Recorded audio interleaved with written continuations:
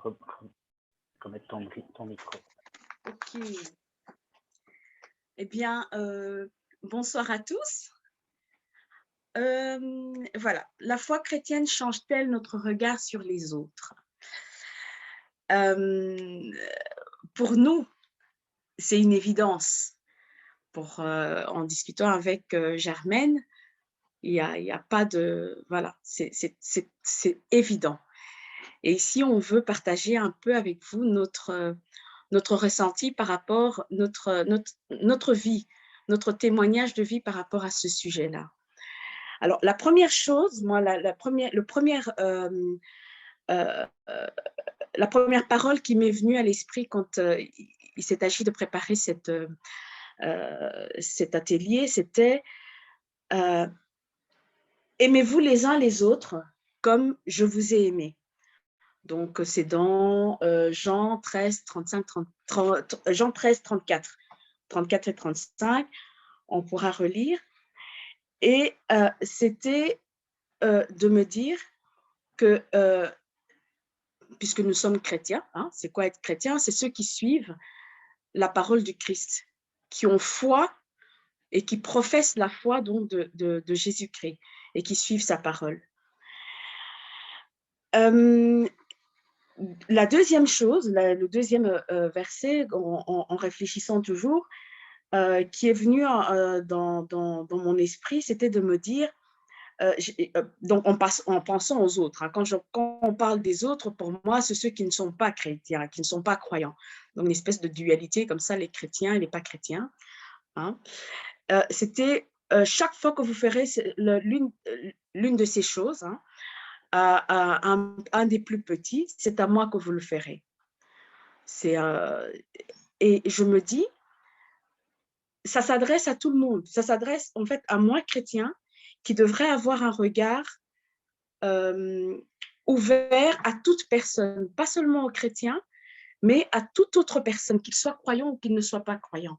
Il n'y a pas Jésus ne fait pas, le Seigneur ne fait pas de choix en se disant, voilà, tout ce que je vous apprends, tout ce que je vous demande de faire, de manifester comme amour, comme charité envers l'autre, ne doit pas s'adresser uniquement à ceux qui nous ressemblent. Alors, tout de suite après me vient l'idée de me dire, mais voilà, nous les chrétiens, on n'a pas le monopole de cette bienveillance, on n'a pas le monopole de la générosité, de la charité chrétienne, de la justice, des bons sentiments. On en trouve partout. Et tout le monde peut le manifester d'une façon ou d'une autre. Et de la même façon que nous. C'est-à-dire que, voilà, quand on pense, par exemple, à la charité, voilà, il n'y a pas que des œuvres de charité chrétiennes, il y a des œuvres de charité qui ne le sont pas. Donc, mais la différence pour nous chrétiens, c'est que nous voyons l'autre avec les yeux de la foi. Et pour moi, le soubassement de cette foi, la première chose, c'est le mystère de la création. Dans le mystère de la création, on nous enseigne que Dieu a créé le monde, il a créé l'homme à son image. Il a créé le monde, il a créé les 7 jours, hein, la Genèse, et il crée l'homme à son image. Dès lors, chaque être humain est créé à l'image de Dieu, avec cet amour de Dieu. Il a déjà en lui la graine de cet amour, de cette charité chrétienne. Et que donc, puisqu'on est à l'image de Dieu, qu'on ait la foi ou qu'on n'ait pas la foi, on est tous pareils. On a tous une part d'amour. Donc, l'autre, mon prochain, que je vois, est comme moi-même, en fait. Donc, je dois le considérer, le voir, en fait, le considérer comme je me vois moi-même. Et ça me fait écho à une autre parole dans l'Évangile de Matthieu qui dit « Tu aimeras ton prochain comme toi-même ».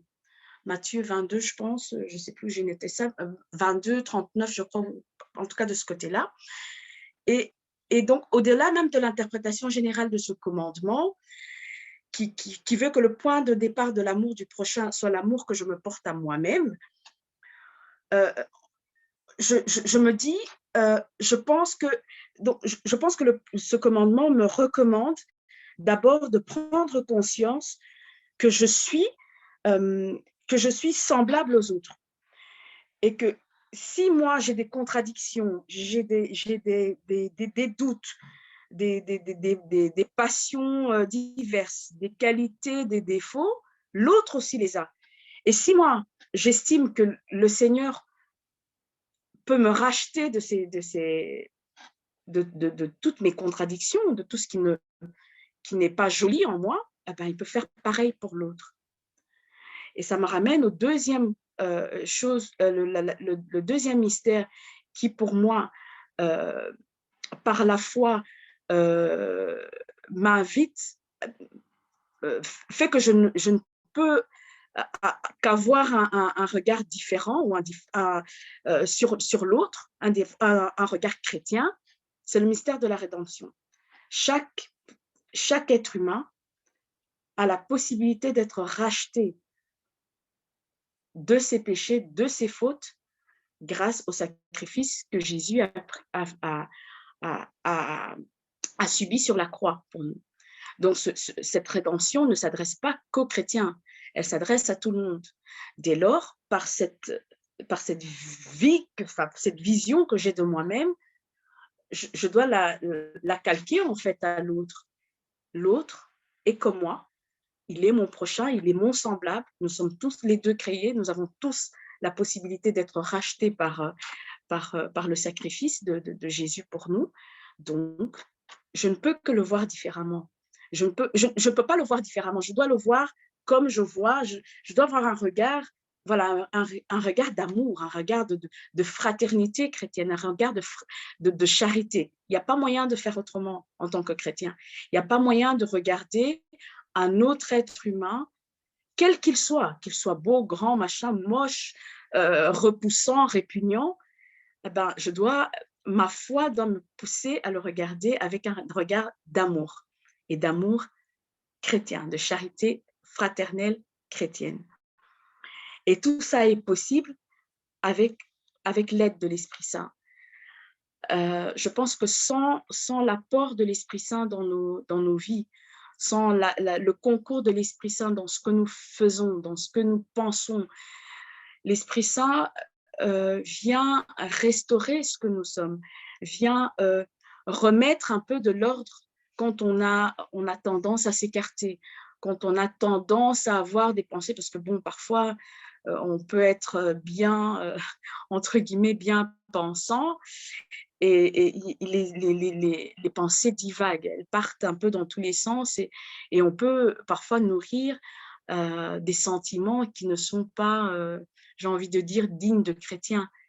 Et par la grâce de l'Esprit Saint, on a j'ai envie de dire cette chance, mais je vais être redondant en disant cette grâce de pouvoir l'invoquer pour qu'il nous vienne en aide, qu'il vienne restaurer tout ce qui n'est pas à sa place, qui vienne nous conduire, qui vienne voilà. Et ça, c'est ce que j'ai identifié comme les 3 points, le pourquoi, les 3 points qui sont les réponses pourquoi, en tant que chrétien, je ne peux qu'avoir un regard différent sur les autres. J'ai ce regard différent, c'est le regard chrétien en fait, qui est guidé par ma foi. Parce que l'autre est mon semblable, parce que l'autre est racheté autant que moi, j'ai été racheté. Je peux être racheté sur une journée, on peut 1000 fois tomber, hein, en pensée, en action, en parole, en tout ce qu'on veut, et 1000 fois être élevé par ce mystère de la rédemption. Et grâce à l'Esprit Saint, tout ça est possible. Et l'autre réflexion dont j'ai un peu parlé au début, c'est de me dire, voilà, ben, il n'y a pas que les chrétiens qui ont ces bons sentiments, hein, je disais ça tout à l'heure, et puis on voit ça dans la vie de tous les jours, et même l'inverse, c'est de te dire, il y a des chrétiens qui ont parfois des comportements, des attitudes et des pensées qui sont, j'ai envie de dire, indignes du chrétien.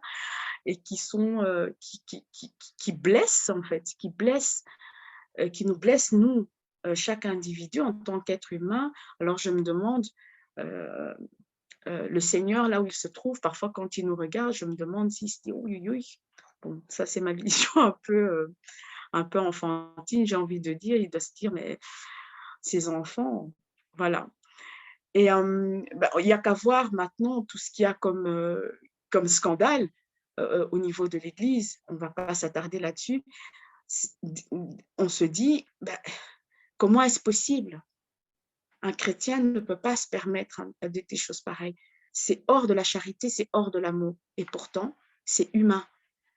On tombe, on tombe tous, peut-être à des degrés divers, mais on a la grâce d'être au pouvoir chaque fois, d'être racheté, d'être repris, d'être remis sur le droit chemin, d'avoir la possibilité de demander pardon, de recevoir un pardon. Et ça, c'est nous, notre grâce de chrétiens. Alors, en ce qui concerne la charité, donc cet amour, j'ai envie de cet amour parfait que Dieu nous enseigne, je veux dire, ces exigences de l'amour, c'est pas exceptionnel, finalement. C'est des choses qu'on retrouve dans le premier épître de Saint Paul. Il nous donne ces exigences, il nous les montre, il nous les dit. Que disait le passage encore de l'amour ne jalouse pas, l'amour, je dois avoir noté quelque part ici. Donc l'amour est patient, l'amour est plein de bonté, il n'est pas envieux, il ne s'enfle pas d'orgueil, il ne fait rien de malhonnête. Toutes ces choses-là, ce sont des caractéristiques de l'amour que le chrétien doit avoir en permanence dans tout ce qu'il fait, dans tout ce qu'il pense. Je pense que parfois, moi la première, on a parfois tendance à être chrétien d'étiquette. Je suis chrétien, je suis catholique, mais nos pensées parfois sont loin de refléter cet amour vrai, cet amour véritable, cet amour parfait, j'ai envie de dire, que le Seigneur attend de ses enfants, de ceux qui sont convertis, de ceux qui le suivent, qui veulent le suivre, qui font l'effort de le suivre. Je pensais aussi, d'un autre côté, à côté de ça, il y a donc, c'est comment on appelle ça, on sait tout de suite identifier ce qui n'est pas de l'amour. Et ça, ce n'est pas le propre du chrétien. J'ai donné l'exemple tout de suite, un peu avant, des scandales qu'il y a maintenant à tous les niveaux. Hein. Il y a ça, mais il y a aussi des impostures, cette espèce d'amour intéressé. Je vais vers l'autre parce que l'autre me ressemble. Ou parce que j'attends quelque chose, une espèce d'amour intéressé. J'ai un intérêt, j'ai une utilité à m'intéresser, à avoir de la sympathie pour quelqu'un qui me ressemble ou à quelqu'un de qui je vais pouvoir obtenir quelque chose. On doit faire attention à ça. L'entre-soi, parce qu'on est entre nous, entre chrétiens, on se comprend, c'est plus facile. Et ça m'a tout de suite fait penser à cette partie de l'Évangile où Jésus nous invitait à inviter à notre table les pauvres, en fait. Je pense que c'est dans Luc, Luc 14. Est-ce que c'était ça encore? Quand tu donnes un déjeuner à quelqu'un, donc un déjeuner ou un dîner, donc je lis dans la version de Tob, n'invite pas tes amis, ni tes frères, ni tes parents, ni de riches voisins. Sinon, eux aussi t'inviteront en retour et cela te sera rendu. Au contraire, quand tu donnes un festin, invite des pauvres, des estropiés, des boiteux, des aveugles, et tu seras heureux parce qu'ils n'ont pas de quoi te rendre. En effet, cela te sera rendu à la résurrection des justes. Mais il faut faire attention. La fin m'a interpellée. La partie avant, tout le monde connaît. Mais la fin m'interpelle en me disant, en effet, cela te sera rendu à la résurrection. Là, je me suis dit, attention, est-ce que je fais, toujours dans le sens de l'amour intéressé, est-ce que je fais ça pour gagner le ciel ou est-ce que je fais ça parce que j'ai une charité, un amour de l'autre, me donner à l'autre, inviter l'autre. Donc, il faut un peu... voilà, il faut toujours avoir, en tant que chrétien, un cœur ouvert, un cœur charitable et penser donc à ces caractéristiques, j'ai envie de dire, ces exigences de l'amour que saint Paul nous rappelle dans son premier épître aux Corinthiens.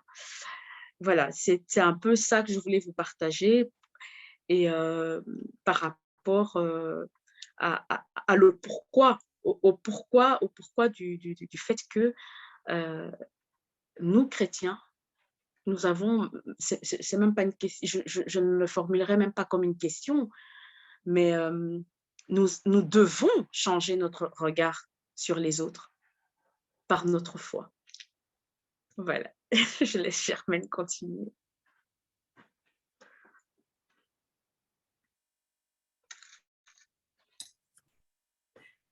Voilà.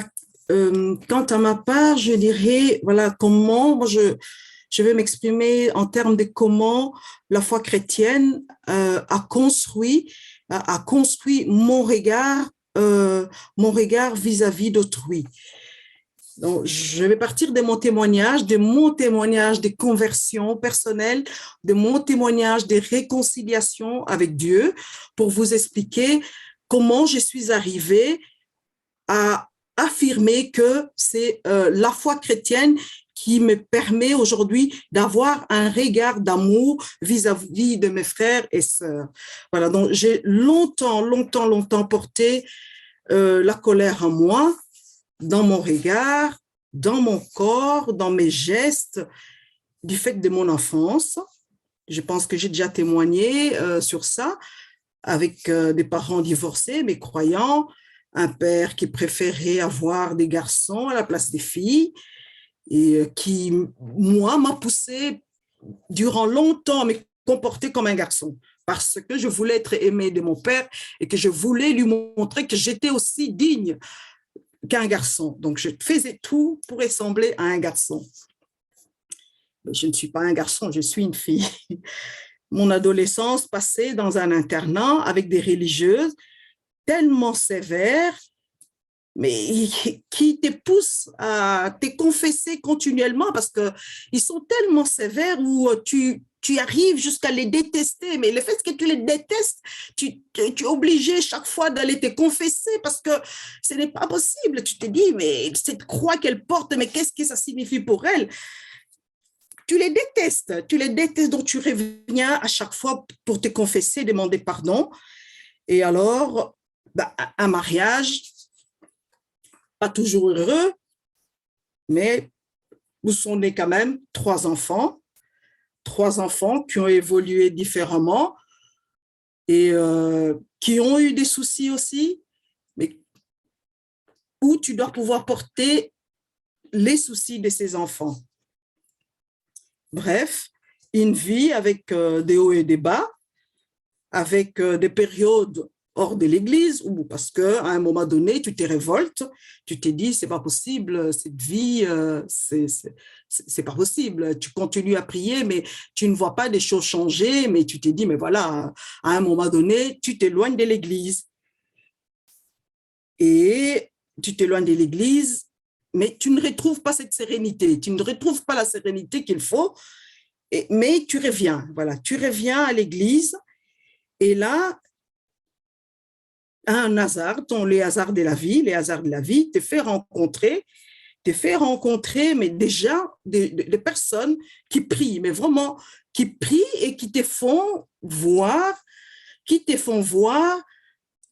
que Dieu est vraiment amour, qui te font comprendre que Dieu est amour.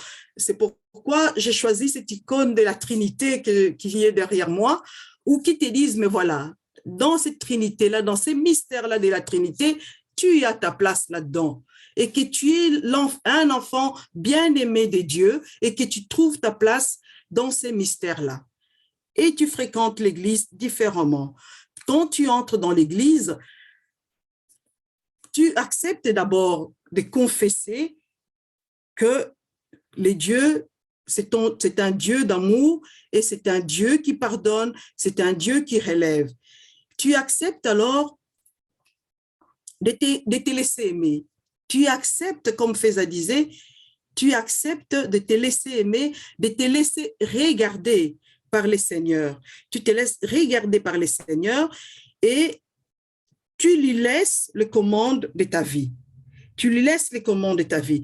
Moi, mon cheminement, je dirais, mon cheminement est passé par divers étapes. Donc, l'étape, moi, qui m'a beaucoup touchée, c'est celui de la confession, la vraie confession. Donc, la vraie confession où tu vas vraiment, où tu déposes en toute sincérité et tu fais confiance. En toute sincérité, tu déposes ce que tu portes en toute sincérité et tu ouvres ton cœur au Seigneur et tu le laisses te guérir. Tu les laisses les guérir et tu les laisses visiter, mais vraiment partie par partie de ton corps. Tu les laisses mais vraiment entrer au plus profond de toi pour qu'ils puissent mais vraiment te visiter. Et je me souviens que j'ai tiré la parole de l'Évangile. En ces moments-là, c'était la parole de la Samaritaine. Quand tu lis la lecture de la Samaritaine, il y a ceux qui voient cette femme qui va à l'heure du midi puiser l'eau parce qu'elle a honte de ce qu'elle est, mais elle rencontre Jésus.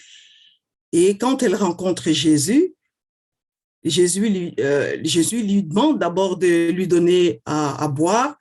Et elle s'étonne en se disant, mais pourquoi est-ce que celui-là me demande à boire, lui qui est juif? Et Jésus lui dit, mais si tu savais le don de Dieu, hein, si tu connaissais celui à qui tu parles, tu lui demanderas de te donner à boire. Et c'est toi qui lui demanderais de te donner à boire. Et l'eau qu'il te donnera, cette eau qu'il te donnera, tu n'auras plus soif. Donc, l'eau qu'il lui te donnera, tu n'auras plus soif. Et la femme lui dit, mais Seigneur, donne-moi cette eau pour que je n'ai plus soif. Et moi, c'était ma confession à moi, où j'ai dit au Seigneur, voilà Seigneur, donne-moi cette eau pour que je n'ai plus jamais soif.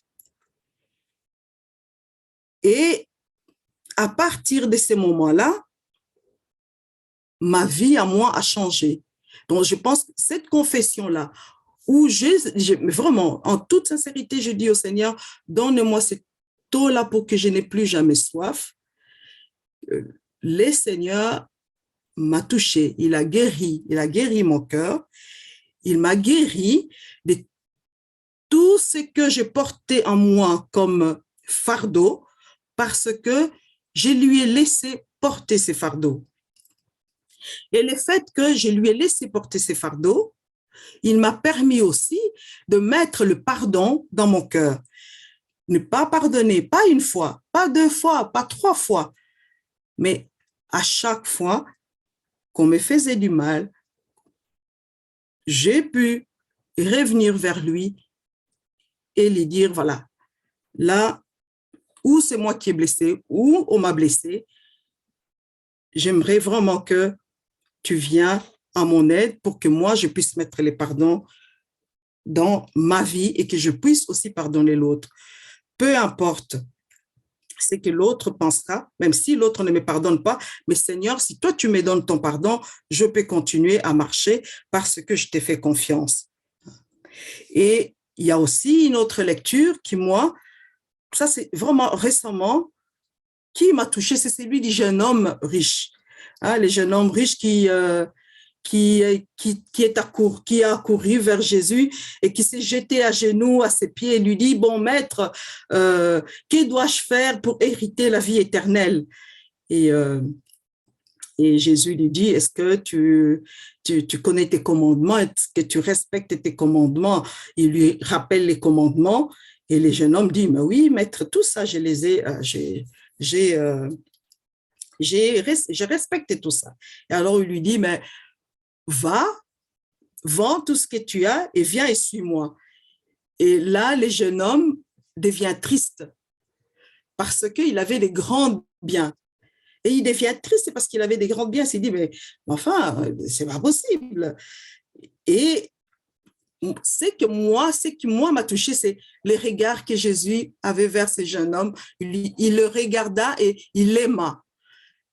Et il lui dit, mais oui, quand les disciples lui posent la question, il dit, mais c'est pas possible, Seigneur, personne ne peut faire ça. Et le Seigneur leur répond, il dit, mais ce qui est impossible à l'homme est possible à Dieu. Donc, je pense vraiment sincèrement que Dieu peut mettre dans notre cœur les pardons qu'il faut pour pouvoir nous relever, pour pouvoir continuer à marcher et à porter son évangile et à porter sa parole et surtout à nous laisser façonner pour pouvoir aimer les autres. Pour pouvoir aimer les autres, pour pouvoir, comme disait Feza, pour pouvoir d'abord nous aimer nous-mêmes. Et quand on s'aime soi-même, on peut aussi aimer les autres. Parce que l'amour qu'on a de Dieu, si elle nous comble, elle peut nous aider aussi à combler les autres. Sinon, on n'arrive pas à aimer les autres. Si on n'arrive pas à s'aimer soi-même, il est vraiment difficile de pouvoir aimer les autres. Et alors, qu'est-ce que je dirais encore? Je me dis, dans cette vie, comme je disais, dans cette vie, comme disait Feza, il n'y a pas que les chrétiens, qui ont le monopole de la charité. C'est vrai dans la vie professionnelle, dans ma vie professionnelle, pour ceux qui savent ou qui me connaissent, savent que je me bats souvent contre les injustices et que je suis souvent dans la rue, pas seulement dans la rue, mais dans des négociations aussi difficiles. Il m'arrive souvent de rencontrer des employeurs ou des directions, mais odieux, mais vraiment odieux. Mais quand j'arrive devant ces gens-là, souvent quand j'arrive devant ces gens-là, voilà, avant d'y aller, je sors mon chapelet, je me mets devant le Seigneur en disant, voilà Seigneur, je sais que ça ne va pas être facile, mais je me mets devant toi et donne-moi, mets dans mon cœur des paroles de sagesse, mets dans mon cœur des paroles qui puissent changer, qui puissent toucher les cœurs de tel directeur, de telle direction ou de tel gouvernement que je vais aller voir, que ça leur touche pour qu'ils puissent comprendre la souffrance des gens pour qui je me bats, des gens qui me donnent mandat pour aller revendiquer des choses pour eux. Et très souvent, il m'arrive mais vraiment d'aplanir des montagnes et d'arriver à parler, à dialoguer correctement, et à arriver mais vraiment à aplanir des situations et à avoir de meilleures conditions de travail pour ceux qui me donnent mandat pour aller négocier pour eux. Et alors, je me dis, cette négociation-là, je devrais peut-être aussi le faire avec Dieu. De temps en temps, je me dis, mais voilà, il y a une fois, il y a la sœur Marie-Odette qui témoignait en tout cas, parce qu'elle priait, elle faisait l'adoration, elle passait son temps à faire l'adoration pour une maman qui avait accouché d'un enfant qui était prématuré. Donc, cet enfant était né à 6 mois. Et la sœur Marie-Odette témoignait en disant, mais Seigneur, encore un jour pour cet enfant. Et les lendemains, il revenait, ah oui, la maman téléphonait, disait, oui, l'enfant va bien, elle prend du poids. Oui, Seigneur, encore 200 grammes. Et alors, l'enfant continue à prendre du poids. Mais cet enfant est encore en vie aujourd'hui. Et pourtant, elle est née à 6 mois, mais elle est encore en vie aujourd'hui. Donc, c'est pourquoi je me dis, c'est vrai que il a fallu un temps pour me convertir, moi, même si je suis née dans une famille catholique et que mon enfance, je l'ai passée dans une école catholique et que j'ai passé aussi dans mon enfance, mes parents m'ont conduit à l'église, mais il a fallu une vraie conversion, une vraie reconversion à un âge pour pouvoir, à un âge où je suis devenue consciente, où je pouvais, mais vraiment comprendre. Donc, je me dis, la grâce que le Seigneur m'a fait, c'est de comprendre, essayer de comprendre sa parole et surtout pouvoir la porter et pouvoir la partager avec les autres et aussi pouvoir aussi porter le poids des autres. Voilà, porter le poids des autres et en me disant, en faisant totalement confiance au Seigneur, mais vraiment en faisant confiance au Seigneur, en disant aux autres, voilà, je le porte, c'est le Seigneur qui donne, pas moi. Si tu me les confies, mais oui, tu me les confies, je les porte et c'est le Seigneur qui fera le reste. Donc, je lui fais confiance entièrement dans ce qu'il me donne et dans ces nouveaux, et je le remercie, mais vraiment pour ces nouveaux regards, qu'il a mis en moi, parce qu'il m'a permis, le fait que je me suis sentie pardonnée, je sais aussi pardonner les autres. Je ne regarde pas ce que les autres font en mal. Quand ça me blesse, je retourne vers le Seigneur en disant, voilà, j'ai été blessé ou j'ai blessé les autres, mais je crois à ton pardon et je reviens vers toi et relève-moi pour que je puisse continuer à marcher. Et surtout, remplis-moi toujours de cette joie pour que je sache les partager autour de moi. Voilà ce que je voulais vous partager ce soir.